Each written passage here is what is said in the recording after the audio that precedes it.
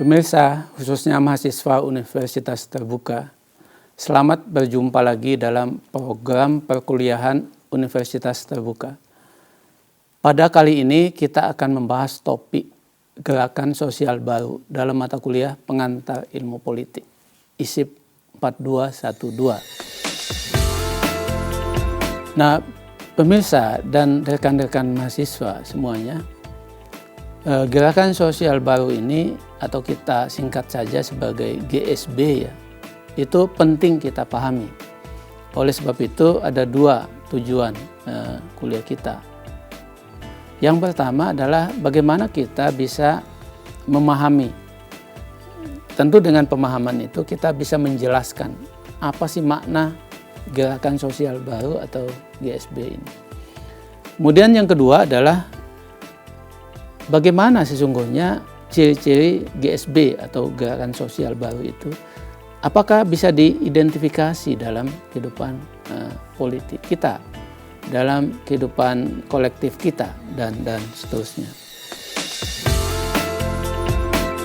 Nah, GSB atau gerakan sosial baru pada dasarnya adalah suatu gerakan yang sifatnya mendambakan perubahan menuju perbaikan kualitas hidup masyarakat, khususnya terkait dengan kesempatan yang sama, hak-hak yang sama, partisipasi yang sama dalam kehidupan kolektif. Nah, gerakan sosial baru ini pada umumnya muncul sebagai akibat ya kekecewaan terhadap partai politik, kekecewaan terhadap kemapanan pada umumnya, juga kekecewaan pada sistem yang berlaku, khususnya sistem politik yang berlaku. Nah, kekecewaan itu kemudian menggumpal menjadi sebuah gerakan sosial yang isinya adalah kalangan yang memiliki komitmen untuk mengubah kehidupan kolektif menjadi lebih baik lagi tanpa melalui intervensi negara yang berlebihan. Jadi gerakan sosial baru itu pada umumnya membayangkan menguatnya otonomi masyarakat dalam kehidupan kolektif. Makanya sifat organisasinya itu tidak tradisional sebagaimana organisasi partai politik yang mapan. Gerakan sosial baru itu sebagaimana juga namanya lebih sebagai gerakan yang bentuk fisiknya itu juga sangat beragam, sangat berbeda satu sama lain. Nah, sifat perjuangan gerakan sosial baru pada umumnya adalah menjadi kelompok penekan, kelompok pentingan di balik isu-isu yang berkaitan atau yang berhubungan dengan kehidupan kolektif. Misalnya isu lingkungan hidup yang lebih baik, isu mengenai perubahan iklim, isu mengenai hak-hak kaum perempuan, kemudian hak-hak kaum marginal, dan lain sebagainya, yang dianggap diabaikan oleh partai-partai politik dalam memperjuangkan kepentingan publik. Jadi, sifat perjuangan gerakan sosial baru pada umumnya adalah menjadi kelompok penekan, kelompok pentingan di balik isu-isu yang berkaitan atau yang berhubungan dengan kehidupan kolektif. Misalnya isu lingkungan hidup yang lebih baik, isu mengenai perubahan iklim, isu mengenai hak-hak kaum perempuan, kemudian hak-hak kaum marginal, dan lain sebagainya, yang dianggap diabaikan oleh partai-partai politik dalam memperjuangkan kepentingan publik. Jadi gerakan sosial baru juga pada dasarnya sebuah perlawanan terhadap elitisme dalam kehidupan politik. Jadi GSB ini menolak yang sifatnya elitis. Dan demokrasi itu dianggap elitis. Kenapa dianggap elitis? Sebab yang pada akhirnya duduk di lembaga legislatif itu kan hanya sekelompok kecil. Gerakan sosial baru atau GSB memang salah satu faktor munculnya adalah kekecewaan, yaitu kekecewaan pada partai politik, pada sistem demokrasi, pada kemapanan, dan seterusnya. Kenapa kecewa? Sebab penganut atau pejuang atau kalangan yang ambil bagian dalam GSB ini berpendapat bahwa sistem demokrasi itu ternyata elitis juga. Elitis dalam pengertian yang duduk di legislatif misalnya ya hanya segelintir wakil-wakil. Nah, kemudian yang duduk di lembaga eksekutif juga demikian. Hanya segelintir, sedikit wakil-wakil dan seterusnya. Nah, hal lain di balik munculnya GSB ini adalah kekecewaan terhadap pilihan kebijakan yang diambil oleh institusi-institusi yang mapan ini. Institusi partai politik, institusi di banyak negara termasuk di dunia ketiga. Nah, GSB atau gerakan sosial baru sebetulnya ingin mengajak kita supaya kebijakan-kebijakan yang diambil oleh otoritas politik yang dihasilkan oleh pemilu dan lain sebagainya itu lebih peduli pada kelompok-kelompok yang tidak beruntung ini. Kelompok marginal. Marginal itu luas sekali. Marginal bisa secara gender, marginal secara etnik, marginal secara agama, secara sosial, secara politik, dan seterusnya. Nah, oleh sebab itu, GSB orientasi perjuangannya adalah perubahan yang sifatnya kultural, budaya. Jadi bukan lagi perubahan yang sifatnya politik. Jadi tekanannya adalah bagaimana masyarakat mengalami transformasi kultural atau transformasi budaya.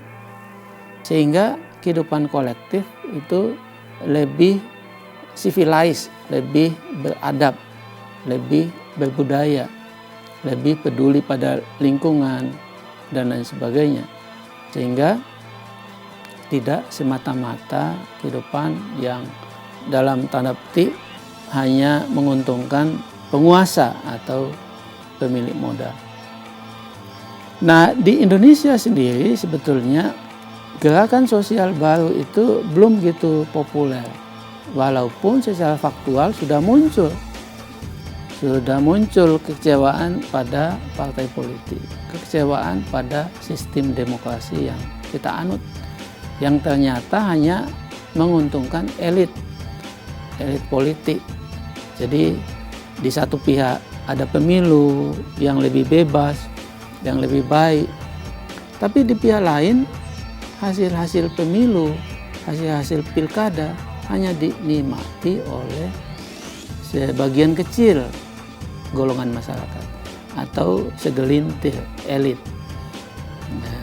Dan dalam kenyataannya memang kita saksikan kualitas kehidupan kolektif itu memang secara umum ada peningkatan, tapi sebetulnya secara kualitatif tidak begitu signifikan.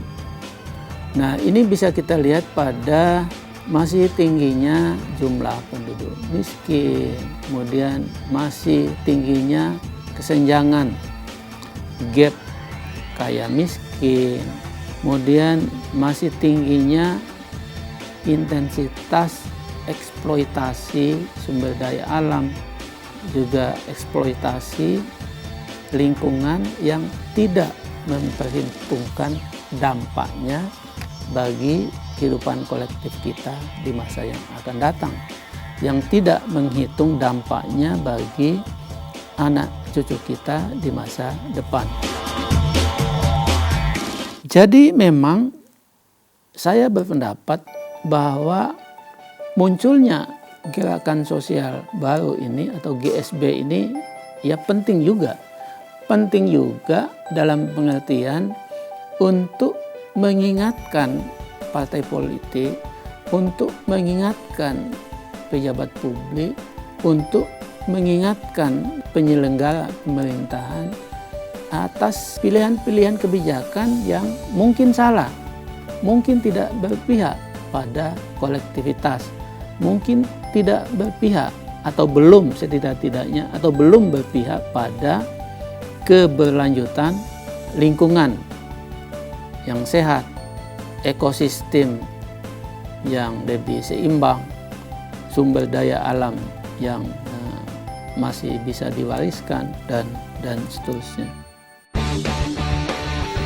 Nah, sebagai sebuah gerakan yang sifatnya kultural atau sifatnya budaya, maka GSB ini juga tidak memiliki pretensi untuk katakanlah masuk di dalam politik.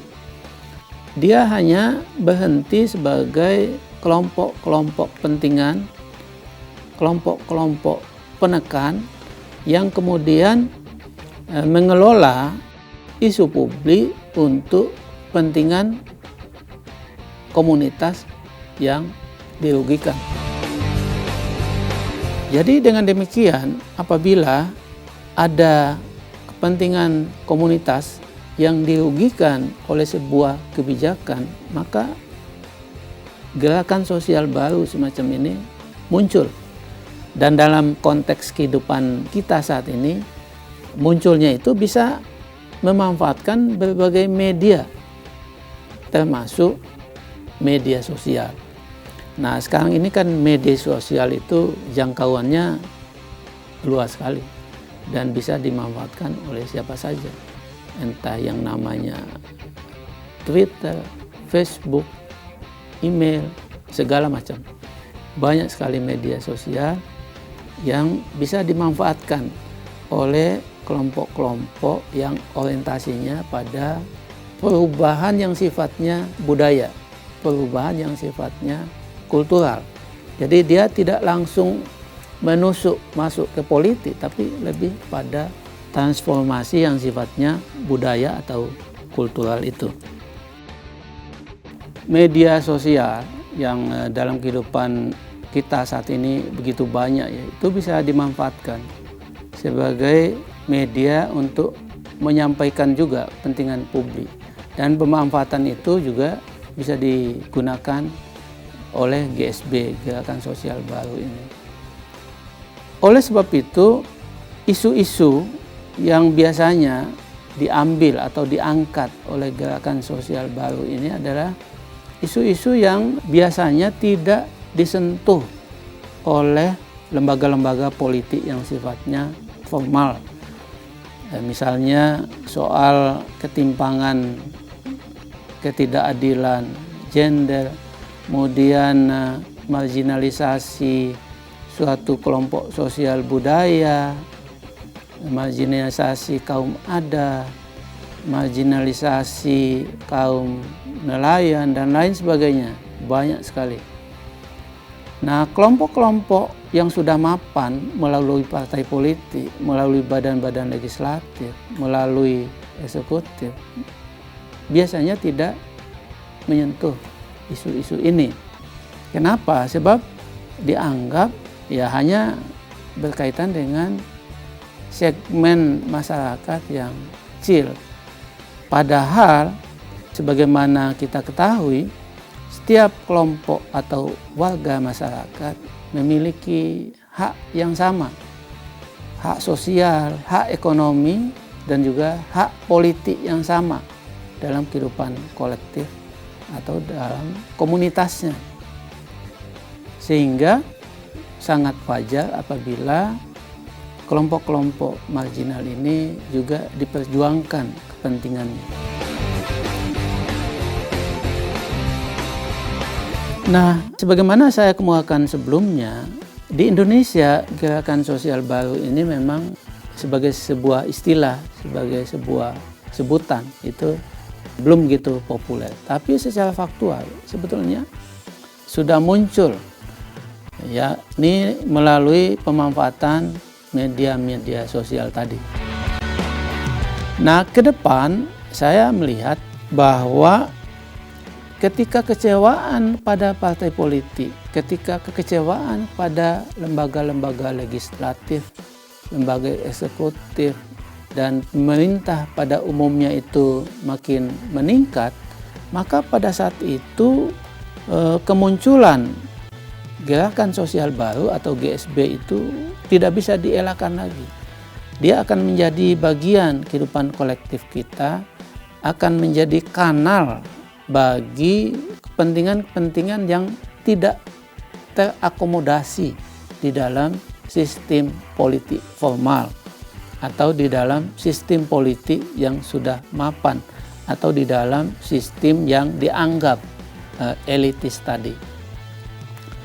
Nah, oleh sebab itu di dalam kehidupan politik selalu ada kesempatan bagi kita untuk mengoreksi apabila ada kebijakan-kebijakan yang tidak tepat, kebijakan-kebijakan publik yang salah, dan kesempatan itu bisa kita perjuangkan melalui apa yang dikenal sebagai gerakan sosial baru atau GSB.